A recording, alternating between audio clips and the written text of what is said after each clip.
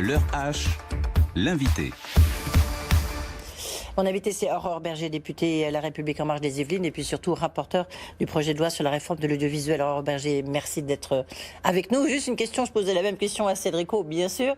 Vous êtes à l'Assemblée nationale, vous êtes rapporteur de la loi sur l'audiovisuel et j'ai envie de dire, il y a 3 députés qui ont été testés positifs au coronavirus, quelqu'un à la buvette, votre ministre, même de tutelle par rapport à la réforme de l'audiovisuel aussi. Est-ce que vous ne devriez pas faire du télétravail plutôt ? Alors, je pense qu'il faut rester très calme en fait par rapport à ce qui est en train de se passer. Déjà parce que la France, elle est prête à affronter ce type de crise sanitaire. Ensuite, parce qu'il y a des consignes très claires qui ont été passées et qu'il faut juste qu'on respecte. C'est-à-dire, on prend sa température 2 fois par jour, on se serre plus la main, on fait plus la bise, on se lave les mains régulièrement. Enfin, des consignes basiques, mais qu'il faut respecter. Et évidemment, si jamais on voit des symptômes qui se révèlent, alors on prend. Oui, mais à l'Assemblée nationale, je ne sais pas, il y a des mesures, il y a quelqu'un qui vient prendre la température de tous les députés, les 500 députés tous les jours. Donc non, mais vous voyez, je veux dire, c'est une obligation, quelque chose. Mais non, mais en fait, il faut absolument qu'on applique les mêmes consignes que pour l'ensemble des Français. D'ailleurs, je le dis, parce qu'il faut que les Français respectent ce qu'on appelait les barrières sanitaires. Alors, c'est pas très français, en effet.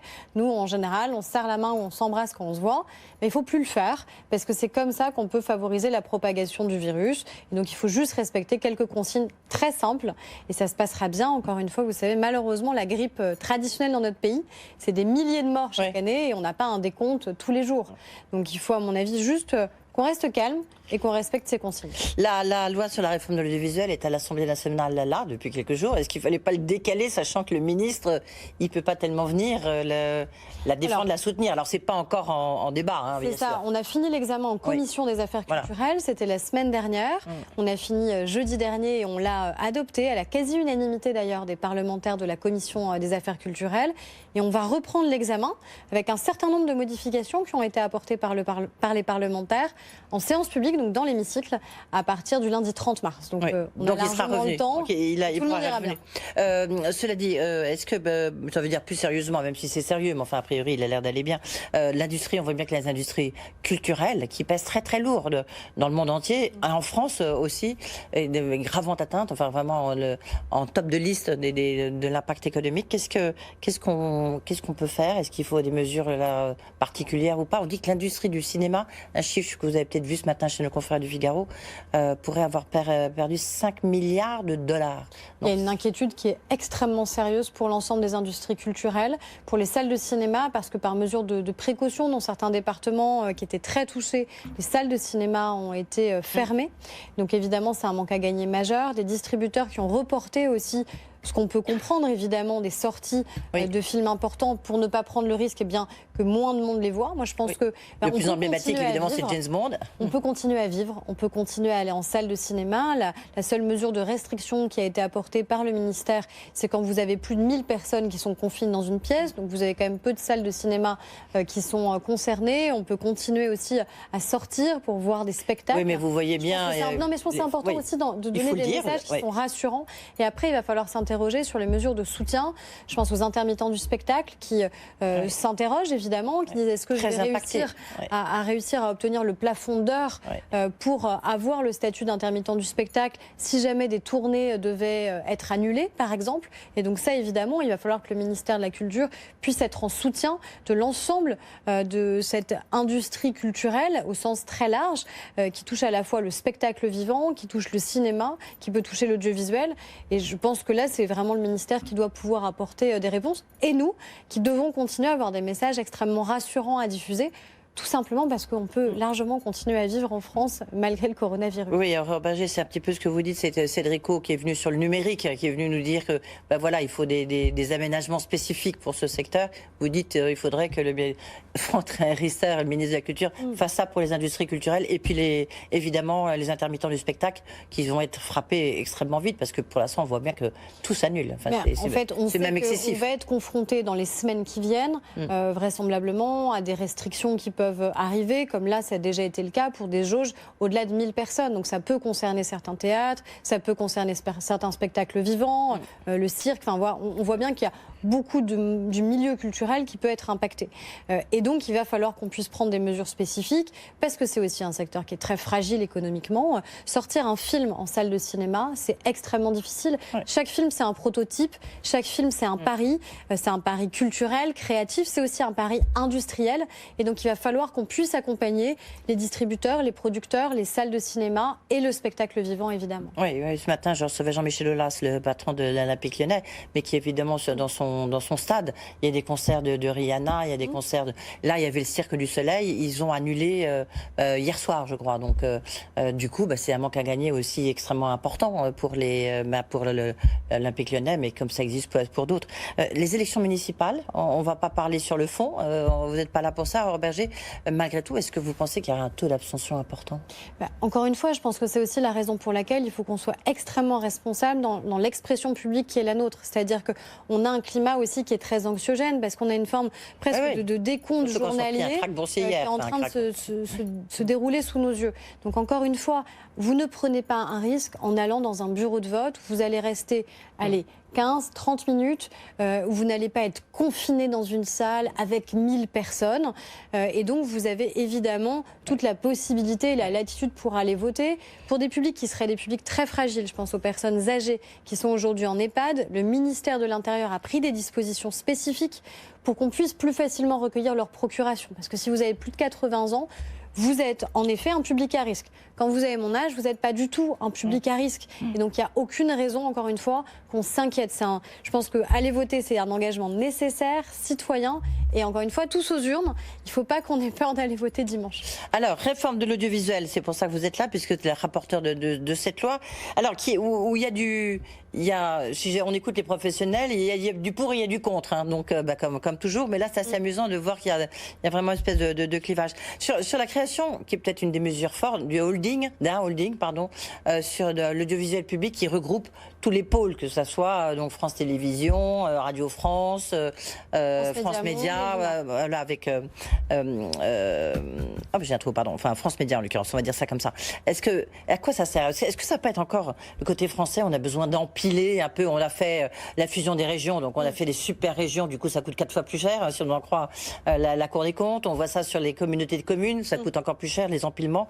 Et là, on fait ça sur l'audiovisuel. Alors, ce qui est sûr, c'est que l'enjeu, c'est ni une super technostructure, ce qui est en effet souvent un travers français, ni un enjeu d'économie. Le sujet, c'est de se dire, est-ce qu'à un moment, il n'y a pas une logique à ce qu'on crée un nouveau grand groupe public qui permette de regrouper Radio France, France Télévisions, France Média Monde, c'est-à-dire l'audiovisuel public extérieur, et l'INA. Parce qu'après tout... Ils sont eux-mêmes déjà des holdings, parce qu'à la limite, France Télévisions, c'est aussi un holding, puisqu'il y a des chaînes en dessous. Il y a évidemment... Donc c'est le holding du holding. Radio France. Non, mais l'idée, c'est un moyen. Quand vous créez un nouveau groupe public, c'est en effet un moyen, c'est pas une fin. Ça ne dessine pas une politique publique de juste dire on crée une holding. La question, c'est de se dire à un moment, pourquoi est-ce qu'on estime que c'est pertinent d'arriver à les regrouper? Moi, je pense que c'est pertinent parce que ça va permettre plus de synergie.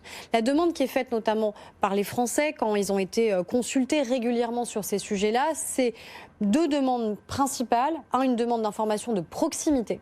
On veut voir plus d'informations de proximité et donc des rapprochements entre la télé et la radio notamment de ce point de vue-là. Et puis, une demande aussi qui est très forte, qui est la singularité. Est-ce que quand je regarde ou quand j'écoute l'audiovisuel public, j'écoute ou je regarde quelque chose qui est différent, quelque chose que je ne verrai pas ou je n'entendrai pas forcément dans l'audiovisuel privé? Et donc comment on réaffirme des missions qui sont vraiment les missions de l'audiovisuel public sur la question de l'accès à la culture, sur la question de l'audiovisuel public extérieur, sur la question de l'éducation, sur la question d'une information qui doit être plurielle, pluraliste, indépendante. Donc c'est ces missions-là qu'on doit absolument réaffirmer. Si c'est pour faire une nouvelle technostructure ou pour être en recherche éternelle d'économie, ce n'est pas les objectifs qui doivent être poursuivis par la création. Mais comment faire? Comment avoir cette assurance? Parce que vous connaissez aussi bien que moi, si ce n'est mieux, les tentations françaises. Mais je vois très bien en effet les tentations françaises et les risques, en effet, comme vous le dites, un moment de risque d'empilement. Parce que là, ça fait 3 niveaux par rapport à une décision. Déjà, moi je vois un bénéfice, c'est sur la manière avec laquelle on va pouvoir nommer les personnes qui seront à la tête de ce qu'on appelle demain France Média. C'est-à-dire, vous savez qu'il y a toujours un soupçon qui existe sur les nominations à la tête de l'audiovisuel. Chaque président change le mode de nomination. Et à chaque fois que ça change, et le prochain changera quel que soit aussi. le modèle, on dit, mais attention, est-ce qu'il n'y a pas un risque? Donc, sous Nicolas Sarkozy, c'était directement le président de la République qui nommait. Oui, en disant, il faut être franc, de toute manière, comme c'est le président qui décide. Voilà. Justement, il ne faut pas que ça puisse être le cas. Donc, il faut arriver à trouver le mécanisme qui doit être le plus transparent possible et qui doit garantir la plus grande indépendance. Parce que l'audiovisuel public, c'est quand même la capacité notamment d'avoir un groupe média très puissant en termes d'information et d'avoir une ligne éditoriale, évidemment, mais démontrer aussi que cette information, elle est complètement indépendante du pouvoir, quel qu'il soit, parce que France Média, ça va survivre de toute façon, je l'espère, au président de la République. Vous savez bien que toutes les lois, on peut les défaire. Donc bon, voilà. On peut toujours tout défaire, mais enfin l'idée, c'est quand même de se dire, on fait un vrai pari, on embarque aussi les personnels de ces groupes actuels. Donc l'idée, c'est pas que ça dure 2 ans ou 5 ans, c'est de se dire, à un moment, on a besoin de regrouper les forces de l'audiovisuel public français. C'est toujours la tentation de faire la BBC à la française, mais en même temps, on voit que la BBC, c'est pas toujours très évident, même si c'est des excellentes. On voit surtout les attaques actuelles de Boris Johnson contre la BBC, qui veut justement baisser massivement les moyens de la BBC. C'est là où on voit justement qu'on a besoin d'un audiovisuel public très fort et qu'on a besoin d'une indépendance dans les financements de l'audiovisuel public, parce que là, il se trouve qu'on a un Premier ministre en Grande-Bretagne qui considère que la BBC, en gros, a été trop de parti pris contre le Brexit, n'a pas avantagé Boris Johnson, et c'est la raison pour laquelle, quelque part, il cherche à se venger sur l'audiovisuel public. Mais quel financement mais la question, c'est le financement, parce que est-ce que, par exemple, il faut supprimer la redevance? Alors, ce qui est certain, c'est qu'à partir du moment où vous supprimez la taxe... Alors, attendez. À partir du moment où on supprime la taxe d'habitation, il va falloir se poser la question de, tout simplement, comment on va pouvoir recouvrer les moyens de l'audiovisuel public. Moi, ce que je dis, c'est qu'on a besoin d'avoir des ressources qui sont indépendantes. Et il ne faudrait pas, en tout cas c'est mon point de vue personnel, que ce soit directement sur le budget de l'État. Parce que moi je crains que si c'est ça, eh bien ce soit une variable d'ajustement systématique et que budget après budget, je le vois bien sur le budget de la culture. Ça fait 3 ans que je suis députée et à chaque nouveau budget de la culture, c'est un combat politique majeur. C'est à peine 2% du budget de l'État. C'est ridicule. À peine 2%. Ça rapporte aussi beaucoup, vous le dites ici suffisamment régulièrement. Et pourtant ce budget, il est systématiquement contesté, attaqué. Donc c'est un vrai combat à mener. Le budget, il est attaqué sur le rôle d'avoir un ministère de la Culture aussi, en disant on est un des rares pays. On est un des rares pays, mais je pense qu'il y a une singularité qui est extrêmement positive sur la capacité de la France à avoir une voix dans le monde, à avoir cette singularité, à avoir une force de création. On finance comment? Et surtout, je suis désolée, mais ça rapporte aussi. À un moment, vous êtes dans une émission qui est ici économique. Vous voyez bien qu'on parle d'industrie culturelle et créative. C'est aussi source d'emploi et de croissance de manière majeure dans notre pays. Sur la manière avec laquelle on finance l'audiovisuel public, moi je souhaite qu'on puisse avoir des ressources qui soient directement affectées à l'audiovisuel public. Est-ce que ça doit être via une contribution à l'audiovisuel public qui soit payée demain par l'ensemble des Français, qui soit universalisée? Ça, c'est une question qui peut se poser. En tout cas, est-ce que c'est sur l'ensemble des supports? Alors, ça dépend. Est-ce que vous adossez ça à tous les supports? Est-ce que vous adossez ça juste au foyer? Ça, c'est un débat qu'on doit avoir. Et vous, à titre personnel, puisque vous avez... À titre personnel, moi, je pense qu'il y a une logique d'universalisation de la ressource, tout simplement parce que c'est un service public, l'audiovisuel public. Et à partir du moment où c'est un service public, il y a une logique à ce que chacun puisse un peu y contribuer, sachant qu'aujourd'hui, on est à 138 € par an, ce qui est dans la moyenne basse de la contribution au sein de l'Union européenne à l'audiovisuel public. Donc on a vraiment, par rapport à ce que représente l'audiovisuel public en France, en termes de volume de chaînes, d'antennes, de radios, d'audiovisuel, je pense vraiment que c'est peu cher par rapport à la qualité de ce qu'est notre audiovisuel public. À quoi va... Oui, mais en même temps, si on a envie de refuser, parce qu'il y a des tas de jeunes qui ne regardent pas le service public. Oui, enfin, il y a aussi des gens qui, à un moment, ne vont pas mettre leurs enfants à l'école et pour autant, ils contribuent bien au financement des écoles. Si c'est un service public, il y a une logique à ce que chacun puisse y contribuer. C'est un service public. Fusion des autorités, justement, on était dans les autorités, la nomination, elle serait retirée au CSA. Fusion CSA-Hadopi. Oui. Là, qu'est-ce que ça apporte? Alors, j'avais recommandé cette fusion il y a déjà 18 mois, pour une raison simple, c'est qu'aujourd'hui, on a beaucoup d'autorités de régulation. La difficulté, c'est parfois une difficulté de dialogue entre les différentes autorités de régulation. Et je trouvais qu'il y avait une logique à se dire, il faut qu'on garde l'ARCEP à part, parce que là, on vient réguler sur la question des réseaux notamment, et c'est un autre métier. Mais sur la Hadopi et le CSA, on peut avoir demain l'ARCOM, puisque ce sera sa dénomination, une autorité unique sur la régulation des contenus, à la fois avec la spécificité de la Hadopi sur la lutte contre le piratage, qui reste quand même un pillage massif des œuvres et donc du risque de baisse de financement demain pour la création.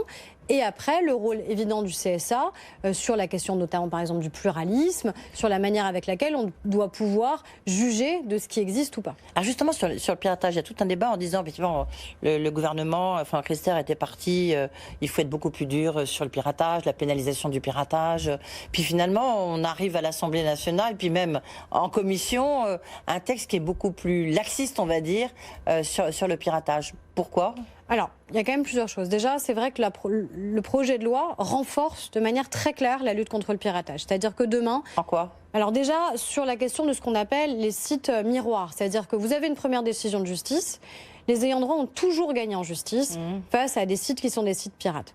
On interdit un site et puis qu'est-ce qui se passe ? On a des répliques qui vont être créées. Mais si à chaque nouvelle réplique, vous devez avoir une nouvelle décision de justice qui intervient, c'est un combat sans fin, c'est le tonneau des Danaïdes et vous n'y arrivez jamais. Ce qu'on dit, c'est qu'à partir du moment où on a une première décision de justice, s'il y a des répliques, eh bien on doit pouvoir répliquer en fait cette décision de justice. Ça, la loi va le permettre et c'est une avancée majeure sur la lutte contre les sites qui sont les sites pirates. C'est une adaptation par rapport évidemment aux technologies, quoi. Exactement, mais une adaptation qui est nécessaire et qui, encore une fois, ne laisse pas de côté la décision judiciaire. On a bien une décision judiciaire qui intervient et je pense que c'est important.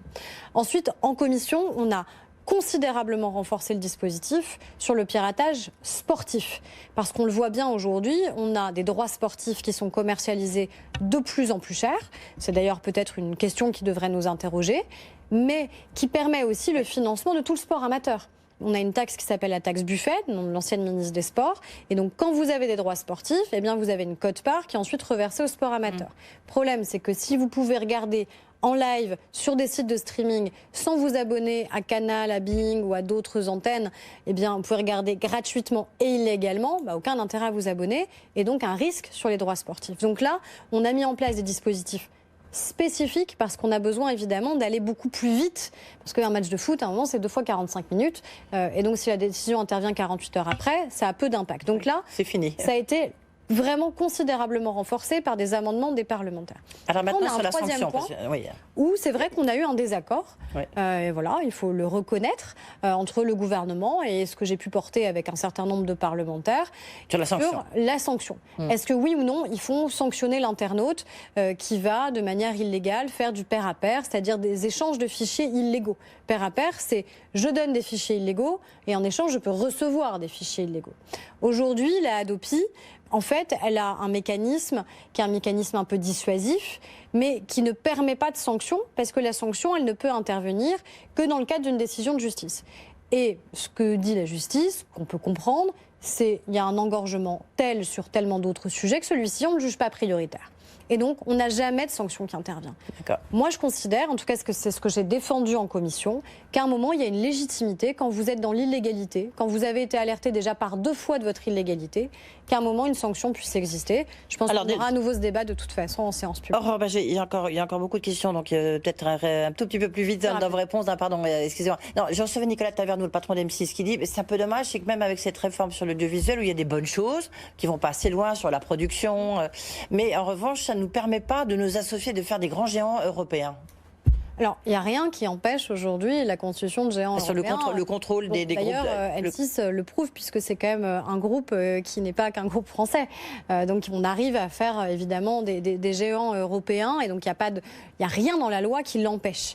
Par contre, c'est vrai que M6 voudrait beaucoup plus facilement faire de l'intégration verticale et donc avoir en fait des producteurs qui soient des producteurs exécutifs. Nous, ce qu'on dit, parce qu'il va falloir qu'on fasse une législation qui fonctionne non seulement avec les diffuseurs, mais qui fonctionne aussi avec des nouvelles plateformes qui n'ont pas du tout les mêmes règles, les mêmes modes de fonctionnement que les nôtres, c'est qu'à un moment, la manière avec laquelle on fait de la production dans notre pays, eh bien, c'est aussi de garantir l'indépendance de cette production. C'est-à-dire qu'à un moment, c'est le producteur qui en a la charge du début jusqu'à la fin, qui a la responsabilité du lien avec les auteurs et qui est le garant de la bonne exécution de l'œuvre.